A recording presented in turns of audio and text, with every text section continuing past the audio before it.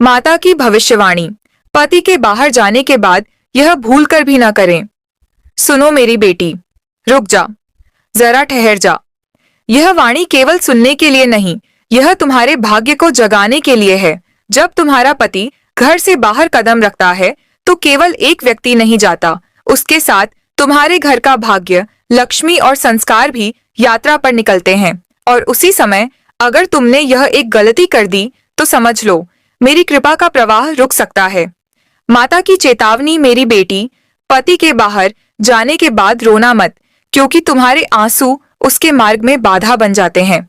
उस समय अगर तुमने मन में डर, शक या नकारात्मक सोच पाल ली तो वही सोच उसके कार्य में विघ्न बनकर खड़ी हो जाती है। याद रखना, पति का बाहर जाना परीक्षा है और पत्नी का धैर्य ही उसका कवच। यह काम बिल्कुल मत करना। पति के जाते ही घर में झाड़ू मत लगाना। खाली मन बैठकर बुरा मत सोचना। किसी से अपने डर या कमजोरी की चर्चा मत करना। ईश्वर को दोष मत देना, क्योंकि उस समय घर की ऊर्जा सबसे कोमल होती है। तो फिर क्या करें मेरी बेटी?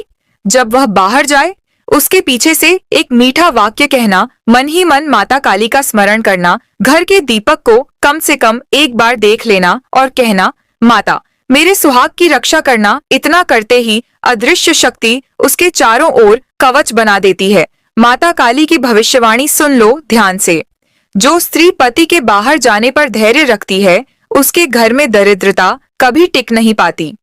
जो स्त्री अपने शब्दों पर संयम रखती है, उसके पति को कोई नुकसान नहीं पहुंचा सकता। और जो स्त्री माता पर भरोसा रखती है, उसका सुहाग युगों तक सुरक्षित रहता है।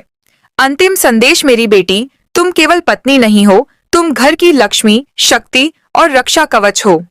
एक गलत भाव सब कुछ बिगाड़ सकता है और एक सही भावना सब कुछ बदल सकती है। अब निर्णय तुम्हारा है। अगर यह वाणी तुम्हारे हृदय तक पहुंची हो तो इसे मन में उतार लेना। माता काली सदा तुम्हारी रक्षा करें।